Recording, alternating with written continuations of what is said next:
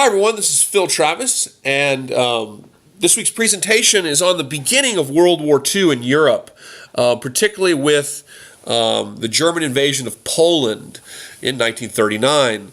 I want us to introduce ourselves to two concepts, and these are the concepts of Bliztkrieg and of Lebensraum.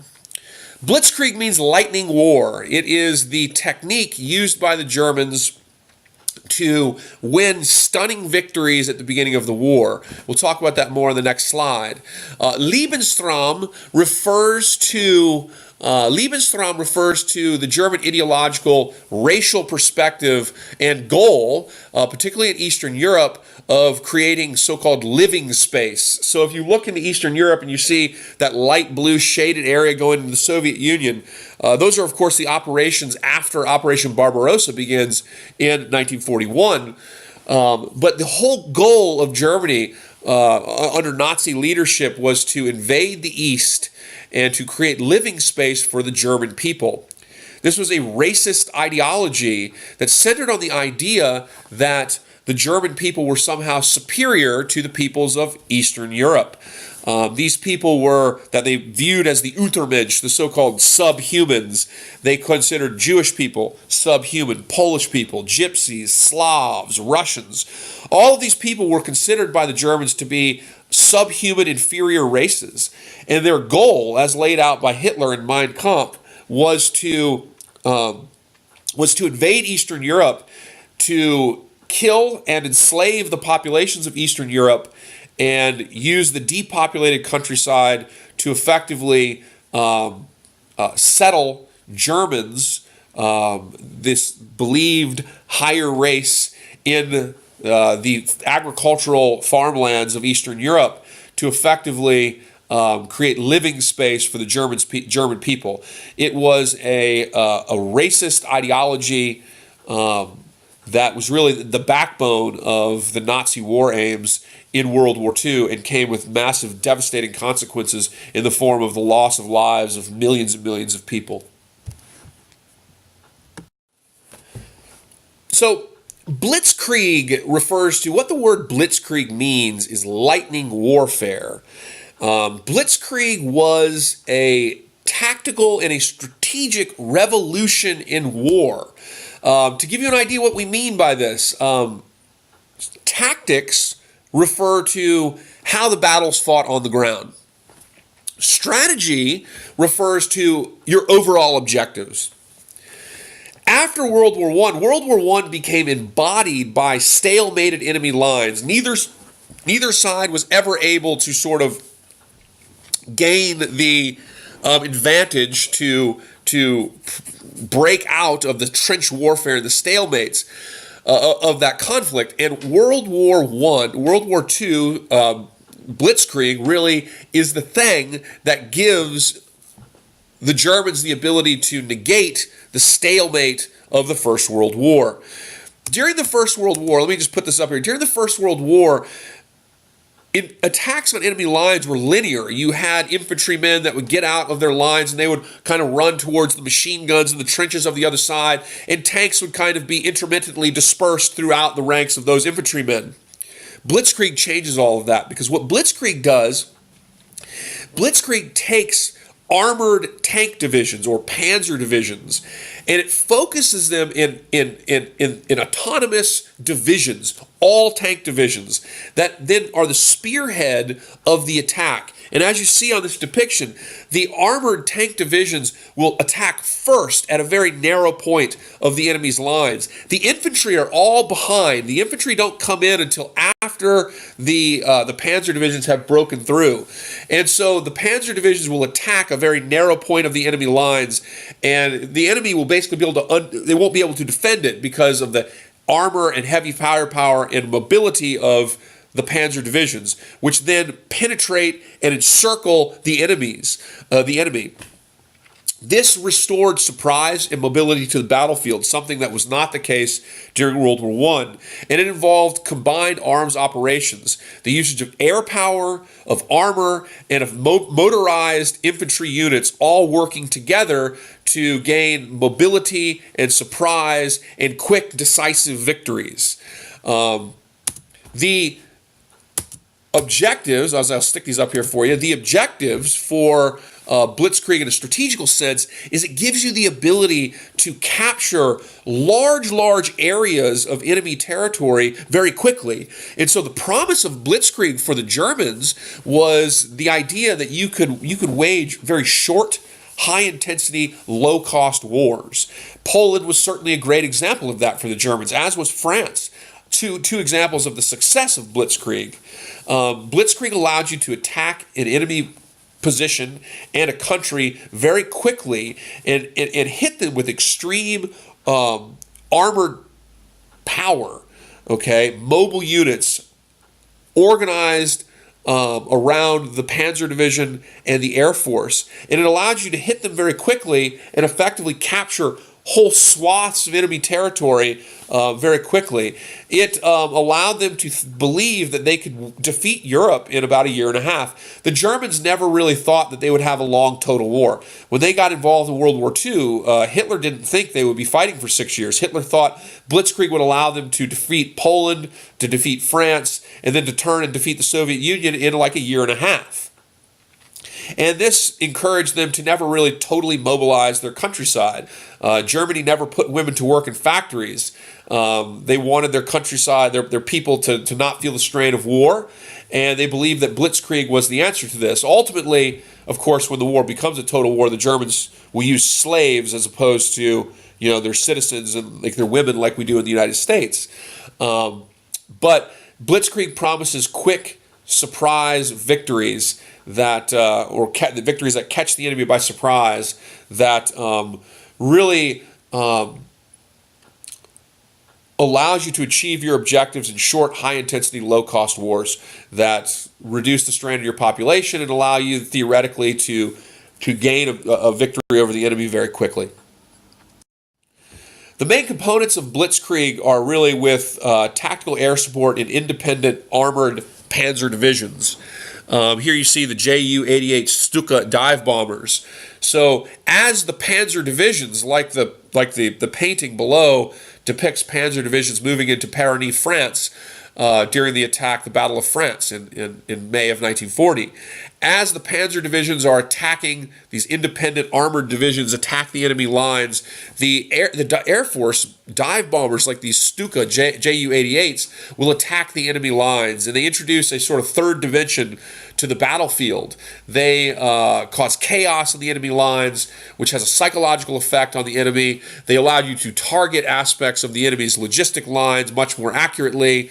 You can also use other types of air campaigns and the uses of paratroopers, which the Germans use in Norway and they use them in France, to further get behind enemy lines and win quick, stunning victories that promise complete annihilation in a relatively short time frame.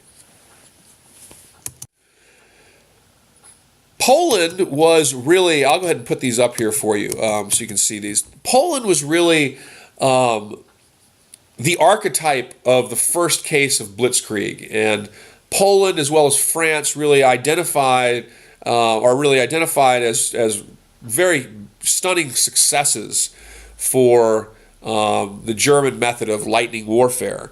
As you see, Poland was quite vulnerable. Poland, first of all, the land in Poland is very flat, and so it's excellent operating terrain for tanks. Poland's also basically surrounded. You see the arrows here depicting German positions in eastern Germany, in the north around eastern Prussia, and from the south from now controlled territories like Czechoslovakia. And then, of course, the Soviet Union coming in from the east. The Soviet Union and the Germans formed an alliance called the Nazi-Soviet Non-Aggression Pact. And they agreed in 1939 to kind of divvy up Poland. And that's what those arrows depict there, as the Soviet Union and the Germans will ultimately both invade Poland from effectively all sides and divvy up Poland in 1939, in September of 1939. So another reason why the Blitzkrieg of Poland, it's only a 4-week campaign. Poland is defeated resoundingly and very quickly. And one of the reasons for this had a lot to do with geography and the positioning of Polish cities and industry. Polish cities and industry were largely kind of centered towards the frontier with Germany, and what this meant is that in order to defend their country, the Poles basically had to defend the entirety of their frontier, which against panzer divisions, using Blitzkrieg was basically going to be impossible, especially given the disadvantages that the Polish army already possessed. The Allies had insisted that if the Germans attacked Poland, this is after the Czechoslovakia was taken by Germany, after the Munich conference, the Allies said, look, if Hitler invades Poland, we will declare war. Now, the Germans under Hitler were always trying to confuse and befuddle the Allies. They were always trying to make the Allies think that you could negotiate with them, confuse the Allies about their actual intentions and so forth. And so the beginning of the operation in Poland was actually begun by a fabricated SS operation. The SS, led of course by Heinrich Himmler, the SS created a false attack in which the Germans themselves attacked a German radio tower on the border with Poland. And the Germans, disguised, they suggested that this was a Polish operation. They had said that the Poles had actually invaded German territory. And they used this as a pretext to launch the invasion of Poland. Of course, Poland had not invaded them. Instead, what had happened was the Germans had basically set the Poles up by using this to fabricate the motivations for the invasion. But of course, it does not matter. The Allies will, of course, declare war on Germany after this operation. And here you see the German ambassador Moltke making this argument that somehow Poland had incited this attack. To give you a look at the sort of costs and consequences of the Polish campaign, to kind of understand, the disadvantages possessed by the Poles and the reason why it ended in a matter of only 4 weeks. It was a complete and utter mismatch. There's like 1 million German troops, 1,500 highly advanced tanks, 1,250 cutting-edge aircraft versus 600,000 Poles who had 310 tanks, and of course their tanks were largely obsolete. And not only that, the Poles had not developed the concept of Blitzkrieg, and so they were using their tanks as distributed, across their infantry. So they were thinking more World War I, with the infantry moving linearly against enemy lines and using tanks kind of dispersed throughout the infantry as a kind of infantry support. And this type of fighting, as well as the fact that they're spread out along their frontier, is really, really, really making you vulnerable for the nature of the German Blitzkrieg with these kind of focused panzer divisions that hone in on very fine points of the enemy lines. World War I style thinking when it came to infantry and armor was absolutely going to be destroyed by the Blitzkrieg. The casualties, the Germans suffered about 11,000 dead. The Poles resisted, staunchly, and unfortunately it was futile because of disadvantages. The Poles only had like 36 modern aircrafts. Many of their other aircrafts were World War I biplanes, and most of their air force was destroyed at the beginning of the conflict, of the battle. The Poles suffered about 70,000 dead and about 1 million casualties. They also had nearly 1 million people taken prisoner of war. And of course, the Germans bring in a group known as the Einsatzgruppen, or the death squads, that come into Poland after the battle. And the purpose of the Einsatzgruppen, or the death squads, were to go into areas of Eastern Europe where the Germans are trying to create this living space, and they went to find people that were intellectuals and murder the intellectuals, find people that were, find the so-called, Untermensch, the subhumans, and kill them and execute them, often mass graves, or send them out to concentration camps to work as slaves. The Allies did not heed this example of Blitzkrieg. The Allies declare war on Germany, but they don't really do anything, and they don't heed this new military strategy and tactic, I should say, that the Germans are using. They look at Poland and say, well, Poland was defeated very quickly because, their army is so weak. But our armies are strong. And, France had a bigger army than Germany. France had an army of upwards of 4 million men. But the problem is that they haven't actually recognized the strategic and tactical revolution of Blitzkrieg. And so their thinking is all still World War I thinking. It's all defensive thinking. They don't understand the sort of offensive revolution in military affairs that Blitzkrieg represented. And that, of course, will come with devastating consequences to many other countries, as it will be by May and June of 1940 that Belgium, the Netherlands, and of course France will be overrun, and Britain will find themselves alone after the evacuation at Dunkirk in the war. After the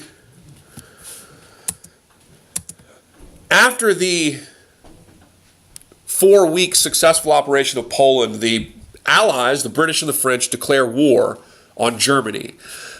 Germany at this time, by the way, of course, is not at war with the Soviet Union. The Germans had created a pact with the Soviet Union. Of course, Hitler's whole plan, Hitler hates communism. Eastern Europe and the communists are the number one threat for Hitler. It's their number one target. Hitler's goal is to invade the Soviet Union and to enslave its people and to use the area for living space for the so-called German Aryans that were believed to be superior, right? But Hitler doesn't want to fight a two-front war like occurred during World War I. And so Hitler created an agreement with Stalin. Like he's tricking Stalin. Stalin doesn't know his grand plan of invading the Soviet Union. And so in 1939, Hitler had signed with the Soviet Union the so-called Nazi-Soviet non-aggression pact that was signed between the German foreign minister Ribbentrop and the Soviet foreign minister Molotov. This allowed Hitler to attack and defeat Poland. It allowed the Soviet Union to expand and defeat half of Poland and to enter into the Baltic states and to fight Finland without having to worry about a war with Germany. As that all occurs, Hitler will turn around and he will then seek to take out the French so he doesn't have to worry about fighting a two-front war once Germany goes into Eastern Europe, as was originally planned out in Hitler's written work Mein Kampf, which means My Struggle, that he wrote in the 1920s. After the invasion of Poland, the Allies had the opportunity, had they considered how to use offensive methods against Germany, had they not been so obsessed with appeasing Hitler before, had they had more initiative to fight the Germans, World War II, as we think about it, probably never would have happened. Germany was not, when they're in Poland, Germany is not focused on the West. The Allies, after declaring war, could have attacked and invaded Western Germany. And had they done that, there might be a very, very different story about what we call World War II today. But instead, the Allies, they're so their perspective from World War I is so defensive that they declare war and they basically do nothing. The declaration of war is called the Phony War. This period is called the Phony War, or the Germans call it the Bliztkrieg. And this is a period where the Allies declared war in Germany during the invasion of Poland and basically did nothing. Many allies in places like England believe maybe you could still negotiate with the Germans. This is before Churchill becomes the prime minister. Churchill became prime minister during the invasion of France in May of 1940. But many people in the leadership in Germany said, in Great Britain, believed they could still negotiate with the Germans. They could still prevent a larger war. And so Britain, did a lot of dropping of flyers in Germany instead of actually attacking Germany in a meaningful sense, they flew their planes over parts of Germany and they dropped leaflets hoping for peace, asking the people to sue for peace.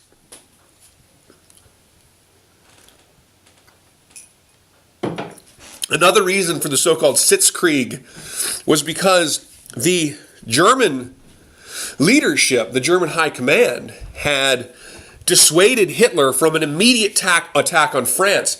Hitler had planned, after the invasion of Poland, Hitler had planned to immediately turn and attack France. But of course, due to weather conditions and the needs to repair and re-equip your armed forces, Germany's high commanders ultimately dissuade him, and the Battle of France and Belgium is delayed until the spring of 1940.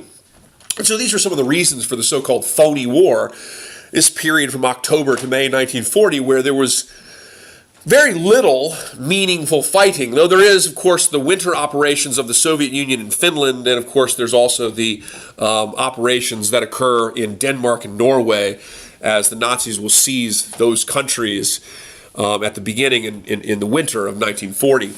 But really during this period, there's very little fighting. There's a lot of sitting around, and the image you see here is actually British soldiers in France sitting around in defensive positions, waiting for the ultimate German attack. And you can look at their positioning. I mean, they're sitting in trenches, right? They're expecting a World War I type of conflict. They haven't yet heeded the lessons of Poland.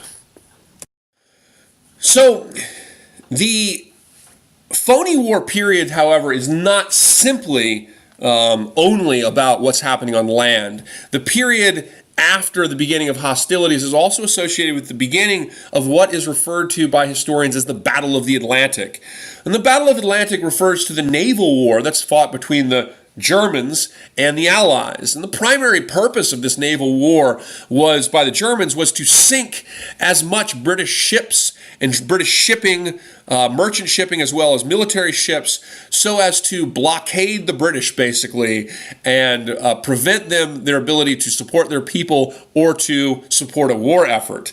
The Battle of the Atlantic was centered largely in the North Atlantic, but there was fighting associated with the Battle of the Atlantic really in every area of the world's oceans, though the most hostilities were in the North Atlantic. The Battle of the Atlantic goes on from 1939 until 1945, the end of the war, and Admiral Dönitz, pictured below, was the head of the German submarines. Germany used submarines to sink ships like the passenger liner Athena at the beginning of the war, as well as also the battleship, the Royal Oak. And during the height of the Battle of the Atlantic, 1939 and 1940, the Germans actually sank upwards of 250,000 tons of British shipping a month. And there was a period of time where they were sinking so much that it was more than what the British could actually replace. Ultimately, what really changes this battle for the Allies is the beginning of the involvement of the United States through Lend-Lease and militarily and through convoying, but also due to the fact that the Germans had not really prepared for this type of operation. And so the Germans lacked the amount of U-boats that were necessary to actually completely defeat the British on the high seas. And this is a story that kind of becomes sort of this is kind of very common with respect to the German war effort. There were a lot of operations at the beginning of the war that Germany had not even considered that these would happen. In the winter of 1940, the Germans took Norway. They never thought they would have to take Norway. The Germans went into southeastern Europe before they invaded the Soviet Union. They weren't expecting to have to fight, for example, in Yugoslavia before they went into the Soviet Union. After the Phony War, the Germans began an attempt to effectively destroy the British war-making effort through, using U-boats to attack the British Navy and the British Merchant Marine. The Germans had really not thought about this at length, and as a result of that, they did not build enough U-boats to actually do the job. And once the war becomes to descend into a total war, Germany really finds themselves not fully mobilized and really unable to to match the mobilization of countries like the United States, which becomes really the arsenal of democracy in supplying the Allies. The one early success, early on in 1930 and 1940, it is bleak for the Allies. I mean, the Allies, for a period of time there, and Winston Churchill, who becomes prime minister in May of 1940, the same day that the Germans invaded France, or the operation against France began, invaded Belgium. Winston Churchill was beginning to meet now with Franklin Roosevelt and beginning to forge an alliance that would be critical to the success of the Allies in this war. But early on in 1939 and 1940, it looked bleak. And really, the only one major success for the British was the sinking of the so-called Graf Spee. And the Graf Spee is depicted here. This is what's called a pocket battleship. The Graf Spee was a small, quick sort of battleship that the Germans had. And the Graf Spee was pursued by the British Navy. And ultimately, the Graf Spee took refuge in the neutral country of Uruguay in the port of Montevideo in South America. And eventually, the Uruguayan government said you have to leave because they were a neutral country. And the admiral of the Graf Spee actually scuttled the ship. The Germans sank the ship on their own for fear that the British would actually capture the vessel. And they didn't want the vessel to be captured or sunk, and so they scuttled the vessel. It's probably a mistake. In reality, they probably overestimated the strength of the British near the Graf Spee at the time. But this is one of the few sort of successes for the Allies at this period of 1939 and 1940. Anyway, guys, I hope this is clear. I hope it makes sense. Thanks, guys.